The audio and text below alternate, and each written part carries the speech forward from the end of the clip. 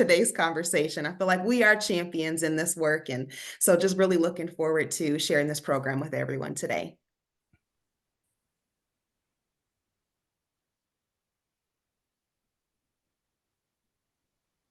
Hi, Kathy.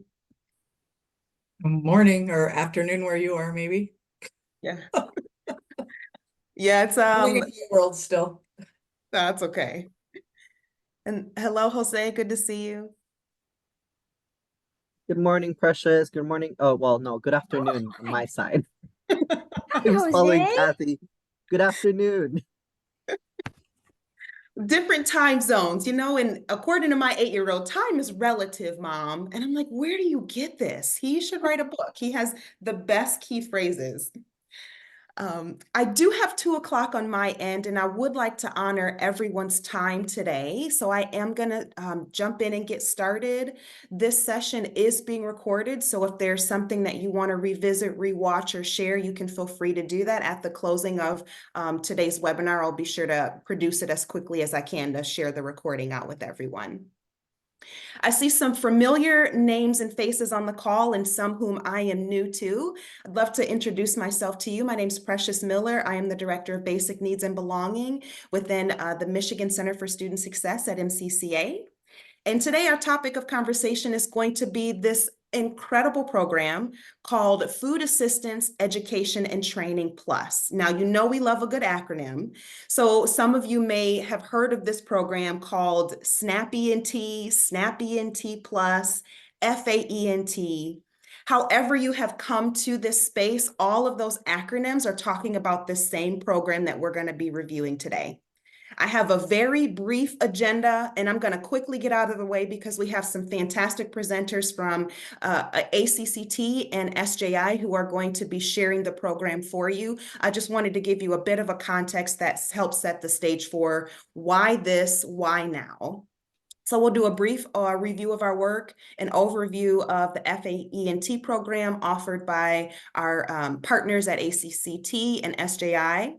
They'll also facilitate a Q&A portion, and then we'll get into our next steps for your consideration. So a quick review of why this, why now. In January of 2020, I know we don't want to talk about it, but we're going to go there just for a moment. In January 2020, we started a program called My Best, Building Economic Stability Today. And the whole point of that initiative was to center students' experiences and student needs in the design of the campus experience. And from that initiative, we learned a lot about our students, which really honed in on food insecurity, basic need insecurity as a whole, and the large benefit of connecting to community-based organizations who are experts in this field, as well as connecting students to the My Bridges platform, which is Michigan's benefits portal for any Michigander to receive state assistance for things like food assistance.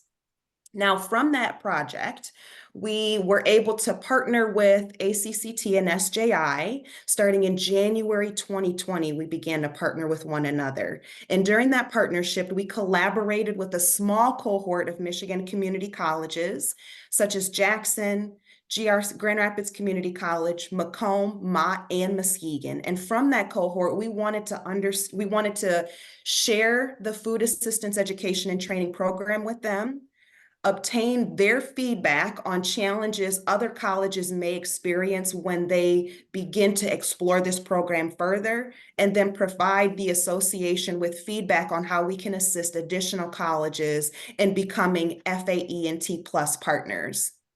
I can share that of the cohort, Mott Community College was able to submit an application to their local Michigan Works agency, and we have all our fingers and toes crossed that this will be the first Michigan Community College to become a Plus provider, and would love for you all to also join that number. In the rest of this year, we are going to be supporting institutions in moving from the exploratory phase, which many of you may have come to this webinar underneath, exploring the program, and then moving into assessing this program's feasibility, begin doing some internal planning, along with collaboration and partnership with the Michigan Works Association in your area, and then move into application submission, approval process, implementation, and ongoing input. Woo, precious, that is ambitious for the year 2024. I agree with you. This program is a long game, and I believe that every person on this call is in the work of student success because of the long-term benefit, not just for students, but the workforce as a whole. I'm not guaranteeing that you will be able to start this program in 2024, but what I can guarantee is that we can give you the information that you would need in order to partner with your Michigan Works agency in your area and make an informed decision on where your institution sits in offering this program to your students. So with that, I'm going to stop sharing my screen and get out of the way for our partners to share more about FAE&T.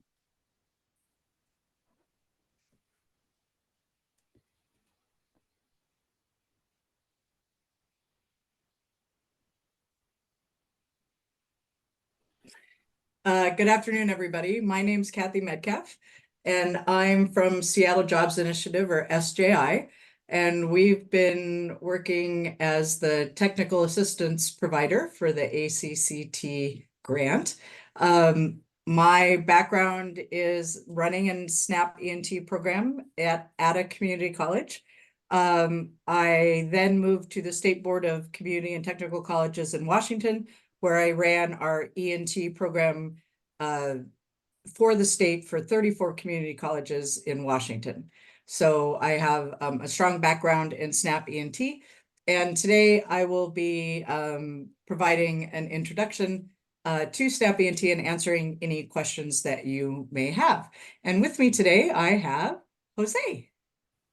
Hi, Kathy. Thank you. Hi, everyone. Some of you may know me, others may not. My name is Jose Miranda. I'm Director of Government Relations at ACCT. I may have seen some of you in person a couple of weeks ago here in DC for our legislative summit. But outside of that, I've been running this project through ACCT, on behalf of ACCT for the past 3 years with my colleague Steve George, who some of you may know as well. So from our vantage point, we decided to partner with SJI and with the Association of Public Human Services Association a little about 3.5 years ago on this federal grant in order to maximize the federal resources that are out there for our institutions to serve the students that we're already serving, but also reach out and support other students that come from under-resourced backgrounds, that namely SNAP recipients. So we're excited to have an expert in the room like Kathy here, and for all the work that Precious has been doing over the past 3 years with us and on her own to get Michigan in a position where we can truly get this model off the ground and leverage those fundings that are out there to serve more students. Great. Can you all see my screen? Is my screen showing? Okay, great. All right, so Precious already went over the agenda, so we'll skip that quick. We're gonna, please feel free to ask questions as we go along, throw them in chat. We'll do the, I'll do the best as I can to get them answered. We will have a Q&A session at the end. If I miss them, we'll catch them up there. So just to give you a brief overview, all states are required to have a SNAP E&T program. It's required, but the size and the scope is different in every state, and how it's run is different in every state. So we kind of joke, if you understand one SNAP E&T states program, you understand one SNAP E&T state program, okay? Because they literally are different in all 50 states. There are some guidelines that are provided by the Food and Nutrition Service, and then every state can, as long as they stay within those guidelines, create their own program. Every state then submits what's called a state plan every year to FNS to be approved for their strategic goals for the SNAP E&T program. The feds provide about $550 million to the states over the course of a year to support the SNAP Employment and Training Program. In 2018, they served about 450,000 participants. It dropped down to under 300 with the pandemic, and now working to bring that number back up again. As I said, each state has a lot of flexibility in designing their program around their own state goals and priorities. So why SNAP ENT? Well, the idea is that our goal obviously is to help people get off SNAP benefits, okay? Or FAP benefits as they're called in Michigan. So as with all good teachers, our goal is to provide a pathway for people to get a better job. You know, we can't set expectations that you need to get off your food benefits if we don't provide a pathway for you to earn the skills and the soft skills, earn you know what you need to be able to get a job that will help you increase your ability to care for your family. So SNAP ENT was created to provide that pathway to allow people to get the training and employment skills they need to obtain a living wage job and enough support to take care of their family. The problem is that a lot of our SNAP students don't just have the training skill or lack of skills for jobs, they also lack or they have a lot of barriers to employment. Maybe they don't have transportation to get to their training program, or they have problems with childcare, or they have medical situations, or I mean, there's any number of things that put up extra barriers for a lot of these recipients in order to get to successfully complete, excuse me, a training program. So the idea behind SNAP ENT is that not only can it support the clients, the SNAP clients with training resources, it can also support with these supportive services resources. A lot of the federal grants like WIOA and other grants that Perkins and those kind of things, they'll supply the training money, but they don't supply money to help with the supportive services. And SNAP ENT helps provide those supportive services. It can be things like providing a computer, covering the cost of internet access, childcare, those kind of things. So it's an extra support that we don't always find in some of our other federal grants that's provided to these students. So why do we think that SNAP ENT is a great fit for community colleges? Well, you already have these career pathway opportunities. So you have short-term certificates that can lead to longer-term jobs and a pathway for them to get that. SNAP ENT helps cover costs in both starting in ABE, ESL classes. It can help cover the cost of tuition for ability to benefit students where you can't always find a way to cover those costs. It also covers costs for apprenticeships and other integrated instruction models, and community colleges have the connections to the labor market. So you can help them get training for jobs that actually exist. So all of these things are part of the goals for SNAP ENT.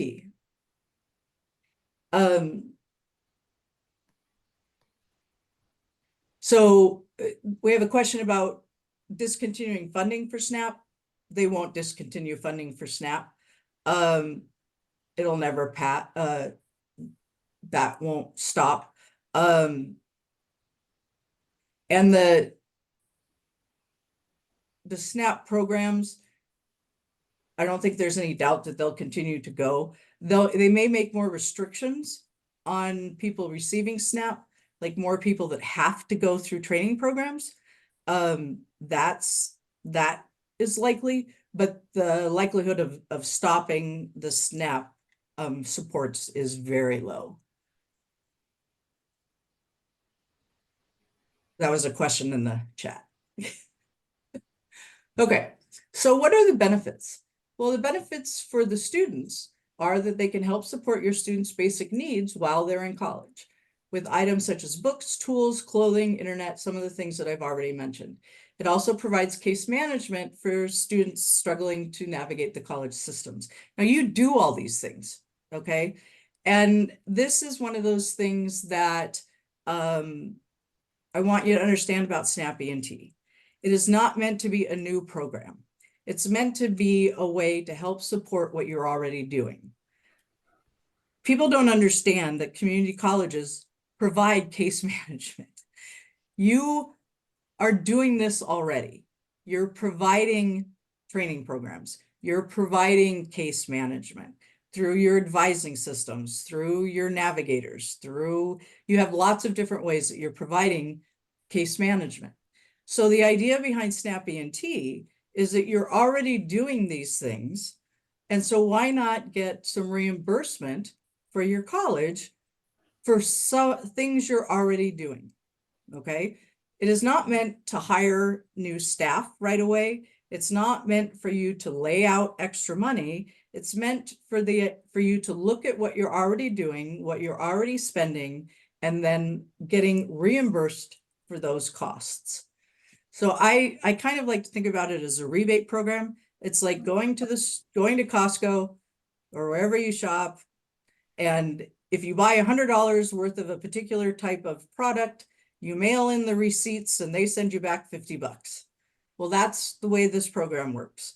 You spend a certain amount of non-federal funds on students that are SNAP ENT eligible. You mail in the receipts and you get reimbursed for those costs, okay? So for the colleges, and this is the federal guidelines, reimbursement can be up to 50%. Tribal colleges get a reimbursement of up to 75% of non-federal funds already being spent on students and staff serving the students that qualify for SNAP ENT, okay? Now, in Michigan, like I said, the federal rule is up to 50%. In Michigan, because the Michigan Works agencies are the intermediary, they take a 10% off the top to do a lot of the administrative work for you. So your reimbursement is actually 40% of your costs if you're a college, and 65% if you're a tribal college.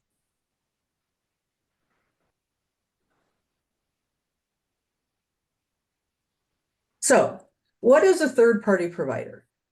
So a third-party provider is an organization that contracts with the SNAP agency or the state's intermediary to provide ENT services. So in Michigan, this means that the college would contract with the Michigan Works agency. Students who receive FAP benefits through MDHS and then qualify for FAE, I didn't say this right. So students qualify for SNAP and then they can become FAENT plus students through the MWAS. And then you contract with the MWAS to serve those FAENT plus students. And then any student you serve that you provide supportive services for, that you spend administrative money on, you can get up to that 40% reimbursement back for those services that qualify. Now, I always get the question in Michigan, well, we have students that come from several different Michigan Works agencies in our population. And that is true, you mostly do. And so the issue is you will have to contract with different MWAs to cover all of your population. But we recommend that you start with the MWA that has the bulk of your students to start with. And then once you get all your processes in place, it's easier to add a second MWA in the process. So when you're thinking about your feasibility study, you're going to want to start with your MWA that has the bulk of your students. So in order to be a third-party provider, there are 3 things that you have to do. You have to provide a program component, you have to be able to provide supportive services, and you have to provide case management. Those are the 3 pieces. Well, the program components include education, basic education, and vocational training. Well, most of you already do that. Check, right? Supportive services. Supportive services must be reasonable and necessary for ENT participation and success. Okay, so they need transportation. Maybe they need their uniforms for their, they need their scrubs for their medical programs. They need help with tuition, books, and fees. They need steel-toed boots for their welding program. They need, their stethoscope for their medical assisting program. All of those kind of things can be covered as supportive services under SNAP ENT. Childcare. I say digital supports. Those are things like computers, internet access, phones even. You can't apply for a job or search for a job if you don't have a way that people can call you back, or if they're using their phone to do their schoolwork. So you can help support that through SNAP ENT. And then the third piece is case management, and that can include employability assessments, goal setting, usually some future planning, and some monthly case notes. So all three of these things have to be done to be a SNAP ENT third-party provider. This is the minimum that's required. And again, what you want to think about is, you're doing all of these things. Maybe in the case management, you might have to add this monthly case note piece, but in reality, there's not a lot of things that you aren't already doing in your college. So think about it as an overlay program. Okay, don't think that you have to add a ton of extra stuff in order to make this work. So how does it work? Well, the FNS, the Food and Nutrition Service under USDA, all of this is funded through the Farm Bill. They provide money to the state, and then the state contracts with third-party providers or with an intermediary who then contracts with the third-party providers. So that, in Michigan's case, the state contracts with the Michigan Works agencies. And then the Michigan Work agencies contract with third-party providers, which could be community-based organizations, social enterprise organizations, community colleges, community action agencies, all sorts of different kinds of providers. And so then the providers spend their non-federal funds and then ask for reimbursement to the MWAs. The MWAs take a 10% cut to do a lot of the administrative work. They bill the state gives them the money, then the money comes back to you. So it's kind of this circular organization.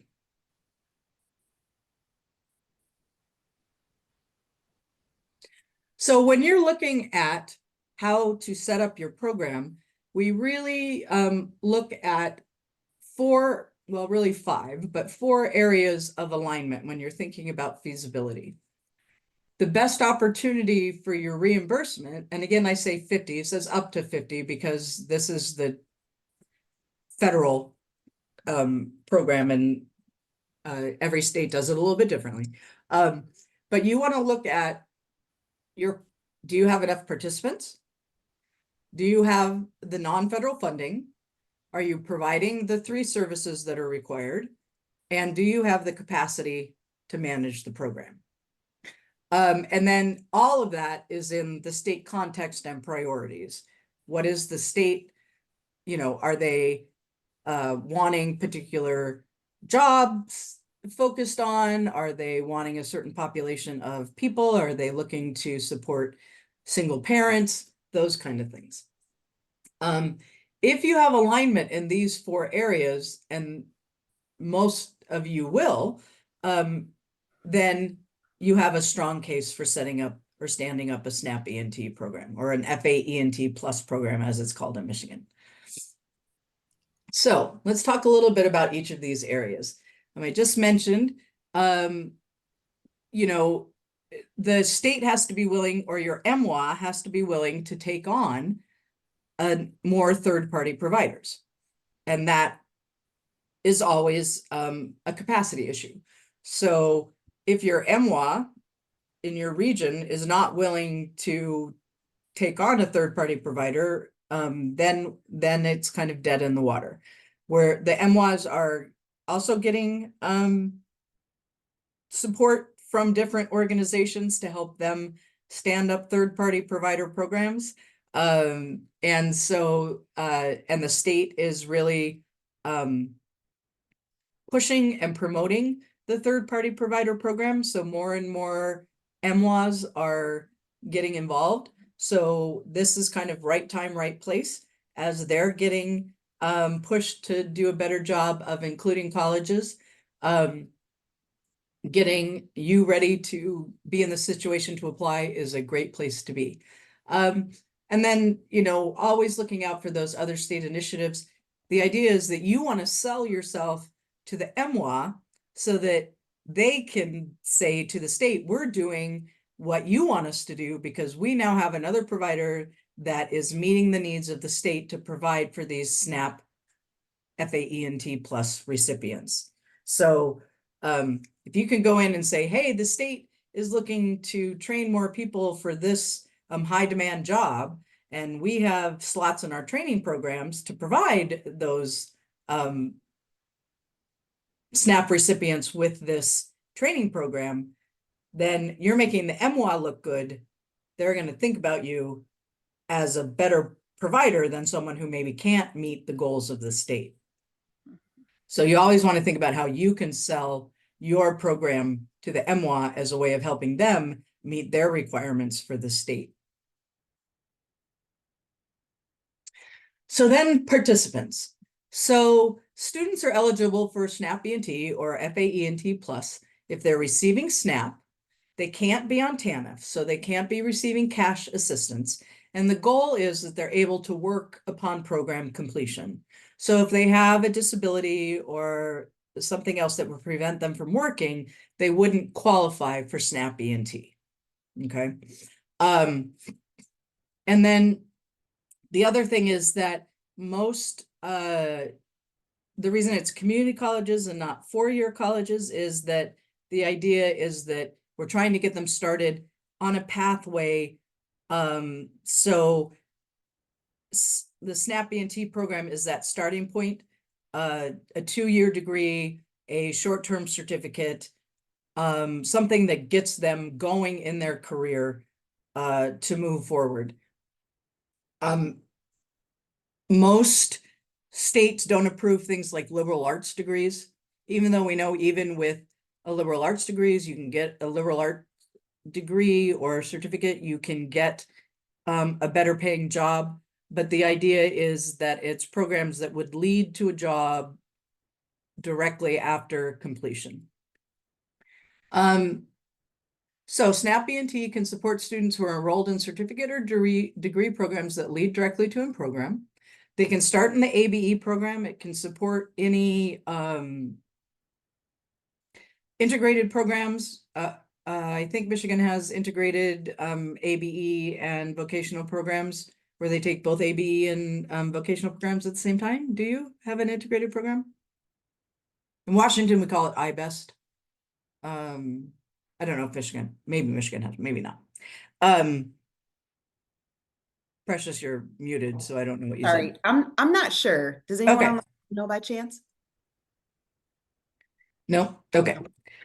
It's a great program where you can take your ABE class, you have an ABE teacher and a vocational instructor teaching together. So if someone's struggling with math skills, they have an ABE instructor to help them work on their math skills while they're taking the vocational classes. It's a way to use ability to benefit dollars to get them those 6 credits of college level courses that can prove that they can handle the vocational classes and then qualify for federal financial aid if they have 6 credits under their belt that they've passed in a college level vocational class. We can talk about that at another time. Anyway, so anybody who's in a certificate or degree program that leads directly to employment, they can start in ABE or those under 100 level math or English classes can be supported.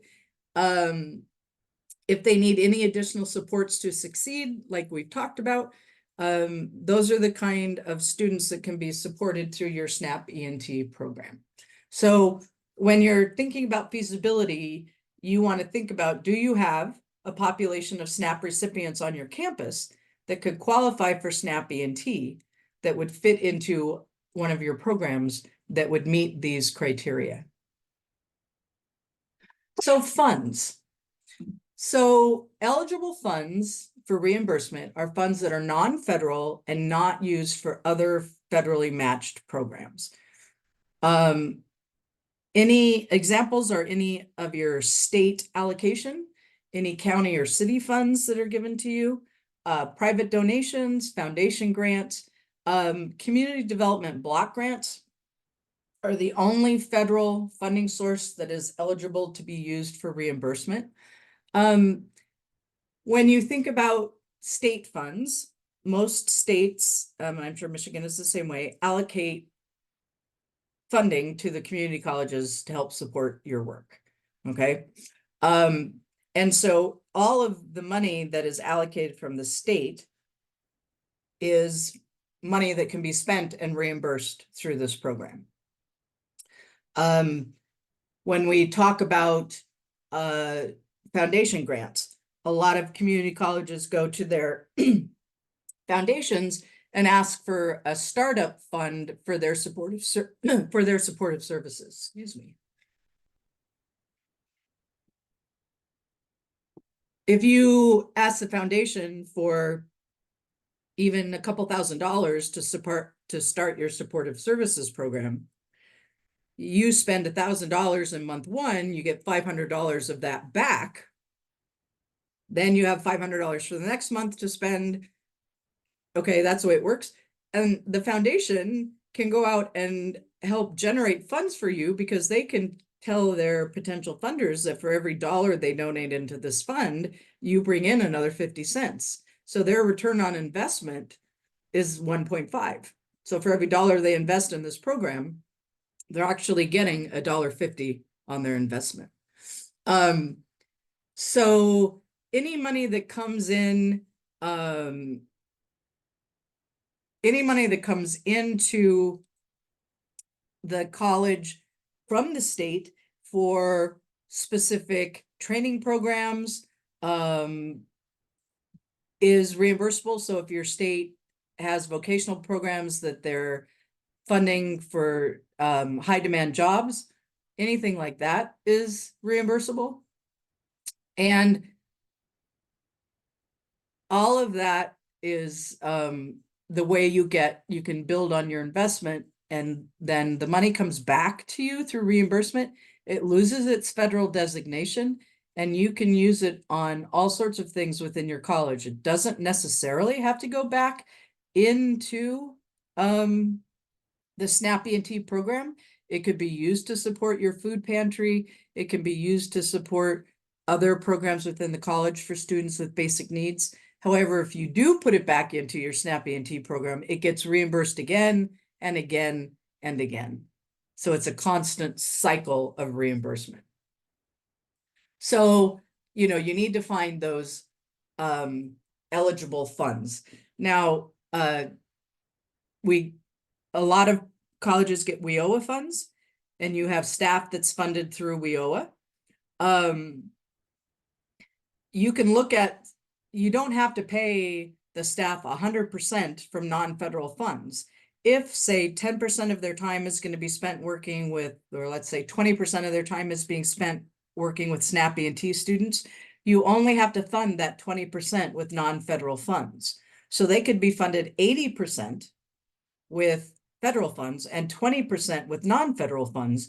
You would get reimbursement for that 20% of non-federal funds if that's the time they're spending with SNAP ENT students. So, and we're going to, at our next webinar, we're going to talk a lot more about how the funding works and how to braid your funding and that kind of thing. But just to keep in mind, in order to get reimbursement, it does have to be non-federal funds. Also, when you're thinking about funds, SNAP ENT is not a grant. You have to put up 100% of the costs first. It's that rebate kind of thing, okay? You put up the costs, then you prove that you spent them on SNAP activities and on SNAP eligible students, and then you can ask for the reimbursement. So any administrative costs, any program management costs, any staffing costs, the case management costs, the data entry costs, the paper, the training, all of those things, as long as they're tied to running your SNAP E&T program, are reimbursable. Okay. And then anything that, because it's administrative work running the program. And then anything that's tied to the participants that you're spending is also reimbursable. So the supportive services, tuition that's spent to cover the cost of the classes. You can't pay instructors and cover tuition, because that would be considered double dipping, because tuition is considered the cost of the classes. So you have a couple of different ways to do that, which we'll talk about in the next webinar. But just keep in mind that you can get reimbursed for any money that is spent on SNAP activities and on SNAP participants that are eligible for E&T. So the next piece that you have to think about is your services. And again, like I said before, there are 3 pieces to the E&T services. One of them is these E&T components. You only have to provide one component. Here's a whole list of ones that are available, but you only have to provide one. So you're providing education. So you can provide some of these other things. You don't have to. You only have to provide one component. So every college provides education. You provide your vocational training. You provide ABE. You provide short-term certificates, continuing education. You have this one nailed. You have education. You're welcome. Whoops, sorry about that. You're welcome to provide some of these other things, but you don't have to. You just have to provide one component. And that's in your wheelhouse already. You also have to provide those supportive services, and a lot of them, again, you're providing already. Okay. And if you aren't, then that's when you go to looking at your foundation to provide a funding source potentially for you to be able to provide some of these supports. But you may have other places that you're spending non-federal money on some of these supports already. Your college may have a source of funding that it's buying bus cards, or that it's paying for, you have a source that you're helping students provide books. Maybe your state has college needs grants for low-income students. Maybe your state has sources of funding for foster care. Their students or foster care youth, they're aging out of foster care, and the college helps provide their tuition and or supports for them to go to college. There's lots of those kind of non-federal funding sources that the state provides that can be used for reimbursement, and those things can be used to pay for these supportive services. So most of you already have at least 1 or 2 supportive services that you're supplying without even thinking about it, that are probably being funded with non-federal sources. It's just a matter of kind of tracking them down to figure out what you have and what you're doing, and then, you know, finding additional ways to do that. One college I worked with had this big PepsiCo foundation. It was in Louisiana, and PepsiCo was a big employer there. They were donating $60,000 to the college. No one knew how to use it. It was just sitting there every year. And when we started talking about SNAP E&T, they went to the business office. The business office was like, well, we have this chunk of money that doesn't have any designation on it, and we never really know what to do with it. Let's put it towards SNAP E&T. So they had a $60,000 pot to start their SNAP E&T program. So having a good conversation with your business people sometimes finds kind of hidden money that you don't even know is there to help support these programs. And like I said before, the example with the foundation, I was on a call with another college during a TA like this, and the guy just got on the phone with his foundation, explained the situation, and the guy said, well, I can start you off with about $3,000 to get you started and for your supportive services, and then let's see where that goes. He got a commitment on the phone while we were there in a webinar call. Because when you talk about what it's for, most of the foundation, the foundation people support serving your lowest or your highest need students. So getting the program off the ground with some of those kind of things is fine. I've also seen programs that literally just start with the reimbursement of their staffing costs. And then once the first month is gone, they get the money back from the reimbursement of staffing costs, then they have some money to help provide the supportive services. So there's lots of different ways to go at this. So the next one is capacity. You do have to think about the capacity, your administrative capacity to do the things you need to do for the program.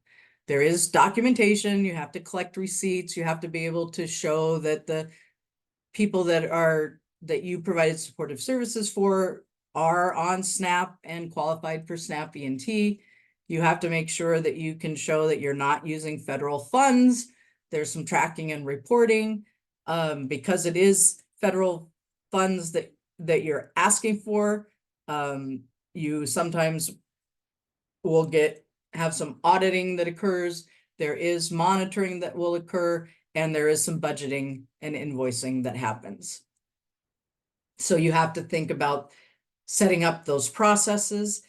We always recommend in TA that we do that you pick a program to start with, a small program, a small area to start with that has a high level of SNAP recipients that need supportive services. And you get all your processes in place, you get everything set up so that it's working, the communication with your MWA, all the invoicing processes, how you're going to track everything. And then it's very easy to expand to all other areas in the college. But setting up those initial processes first is very critical. Okay, so brief overview. I know there were some questions. I need to scroll back because I know, Jose, you've been answering questions. So the first one was, how would CBOs get connected, or how would colleges get connected with CBOs? So if there are CBOs that are already third-party providers with the MWA that you're working with, then they would be able to provide you with connections. Through the MWA, they could tell you which CBOs are third-party providers. It's probably on their website. But if there is a CBO that's already a third-party provider, they can refer students to you to get the training, but you wouldn't get any reimbursement for those students. It would all go to the CBO. They would have to pay for the training, and then they would get reimbursed for that. The only way you get reimbursed is if you're a third-party provider yourself. Is that the question you're asking, Sarah, or are you just looking for ways to connect to help provide supportive services? You can go off mute if, I mean, maybe you can. Yeah, okay, great, thanks. Okay. That was one question. Sorry, scrolling back up.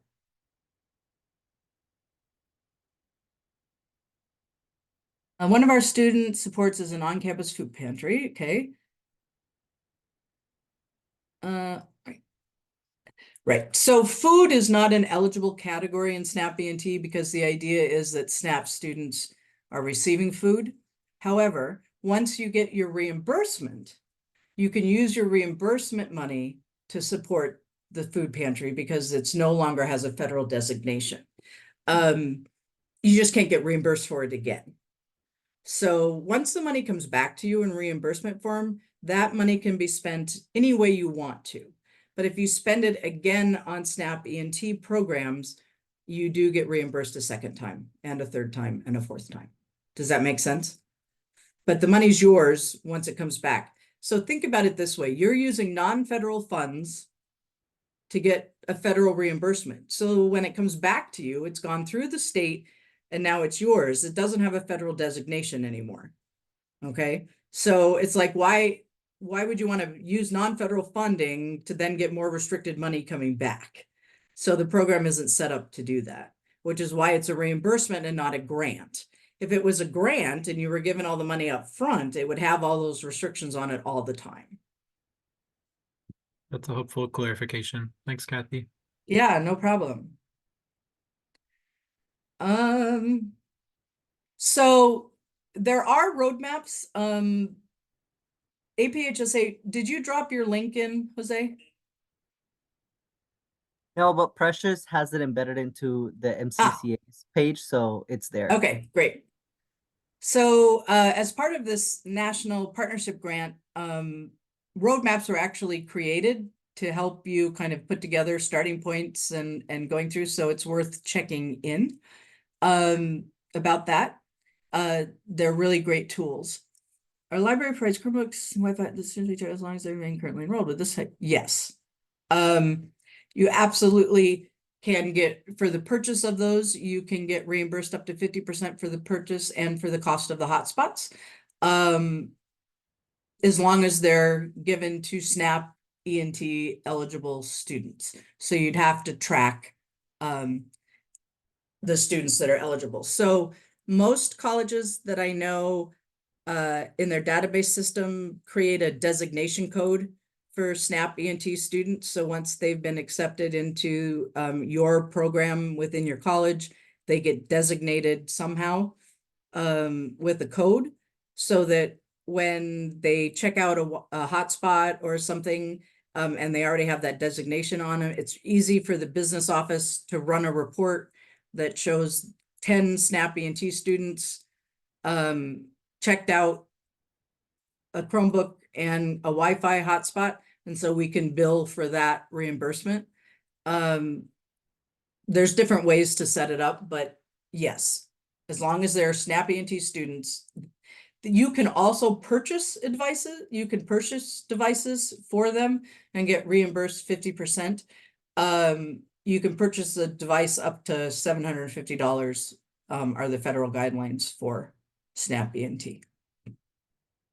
A lot of places have gone to not checking them out and actually purchasing the Chromebooks. They're not that expensive because the replacement and trying to keep track of everything is difficult, as I'm sure you know. Okay, let's see. How do colleges determine if a SNAP student is SNAP eligible? Okay, so you don't have to determine if a student is SNAP eligible. Either you ask them if they're already on SNAP, or you can ask if they meet the income requirements. Then you could refer them to apply, or you provide access to help them apply. So one of the other programs under SNAP is called SNAP Outreach. And most areas have a SNAP Outreach program that will come to your campus and help students apply and answer all those questions so you don't have to. A lot of colleges have their local SNAP Outreach program come to their food banks, and like once a month or depending on how often they can come, and we'll sit there with a computer and help students apply. Other colleges ask on their applications, do you receive SNAP or FAP in this case? And then they do advertisements, more about the program than about whether they're on FAP, because it can be, people maybe not want to disclose that. But if they know that because they're on FAP, they could receive all these extra supports, they are more willing to talk to you. If they come to you and say, yes, I'm on FAP, the system is set up that you do what's called a reverse referral, and you send to the MWA a list of students that say they're on SNAP and would like to be part of the program, the MWA confirms that they're SNAP eligible and then enrolls them in the program. And the reality is, for colleges, the students that are already there, that are either eligible or already on FAP, will be the majority of the students that you'll get. The state and the MWAs will say they'll refer people to you. And I say this nicely, they'll tell people who come to them that these programs exist. Whether they actually get from you, from the MWA or the eligibility worker to your college is questionable. But if they're already on your campus and you know you have students that qualify or that are on FAP benefits already, it's getting them to sign up through the MWA to become an ENT student. And that's how you get most of your most of your students that way. There are different ways that you can do that. And I know, Precious, that's part of, moving through this process and learning more about how to do that. A lot of colleges have run data from the FAFSA application. Usually students that are on Pell Grants will qualify for SNAP or FAP. And then you can send out a informational email to anybody. Did you know that if you qualify for FAP, you can also qualify for these additional benefits? And so encouraging people to apply, which puts them eligible for FAENT Plus, which then makes them eligible for all these additional services. So there's kind of a chicken and egg thing when we talk about this, but you don't have to open the case.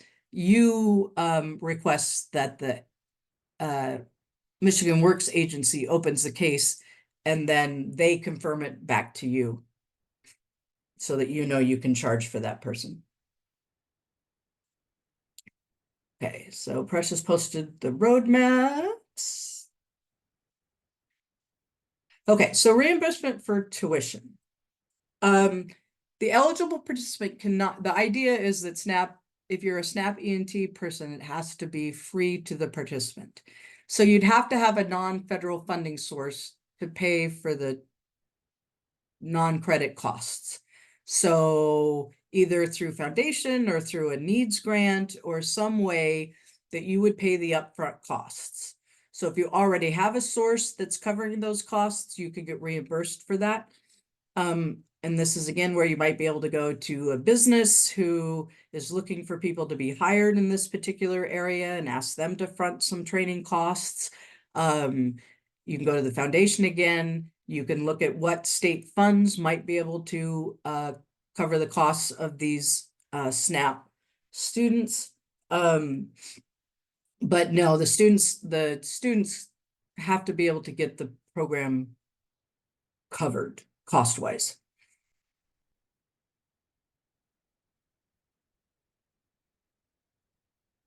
No cash can go directly to a student.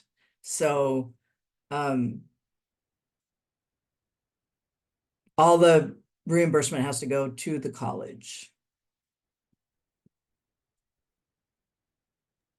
And that's a good point to just clarify, Kathy, that in all these supportive services that you could offer, whether it's like transportation assistance or childcare, if your institution offers that, the institution has to, the third-party provider has to incur the cost. So they'd have to pay the childcare facility, or if there's a childcare on campus, you could do gas cards if you're going to help with transportation, or you could do vouchers where you are giving the student a voucher, but you are covering the cost, because you also need to be able to track the expense so that you can get reimbursed for it, because you have to show proof that that expense happened. Right. So depending on where you are, we've had colleges in rural areas that have arrangements with a local gas station, that they have a list of students that are eligible to purchase gas from them, and then they send a bill every month to the college. We have other places that buy gas cards and issue them. So there's lots of different ways of doing it. Not food cards, because you can't cover food because they're on SNAP. And so the federal government feels that they're already providing enough money for their food. We all know that's not true, but food is not an eligible expense under SNAP ENT, but gas is. Clothing for jobs, clothing for the training. They need medical, they need glasses, they need dental work. Exactly, welding equipment, those kind of things. Thank you, Sarah.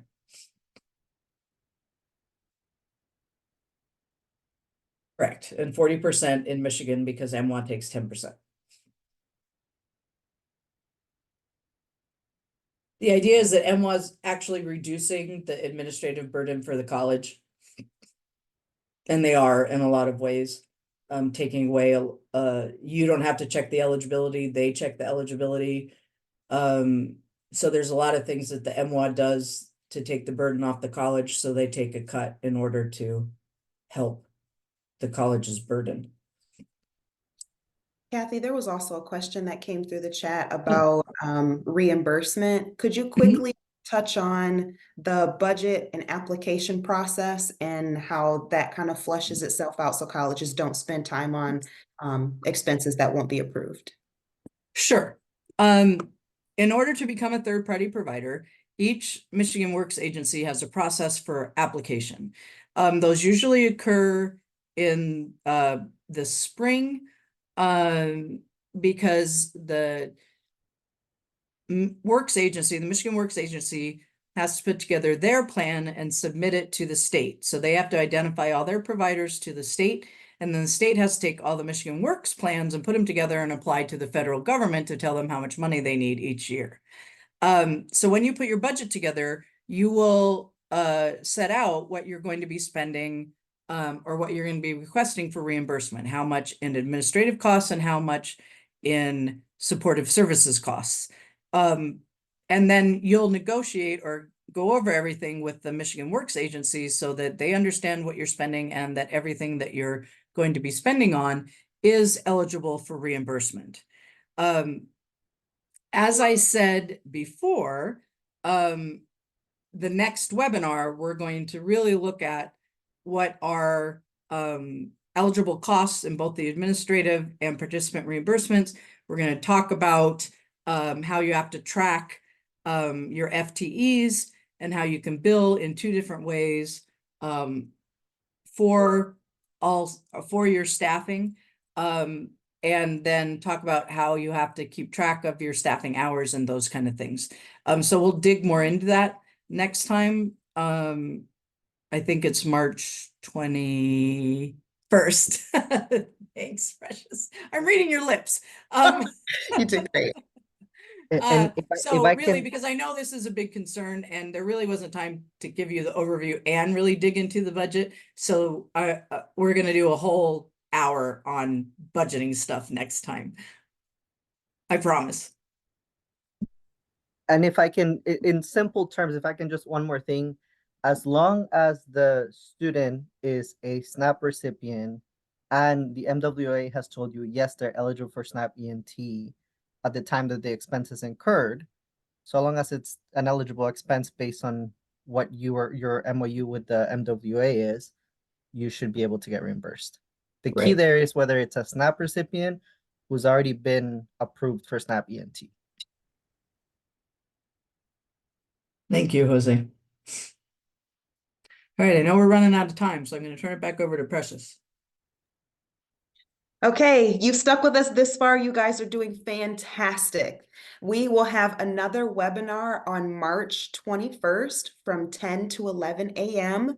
I'm going to send a reminder about that as well, in addition to the material shared today and another link to the roadmap that has been referenced during today's conversation.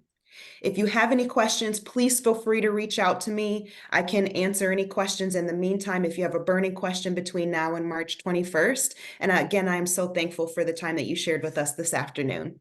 Thanks, everyone.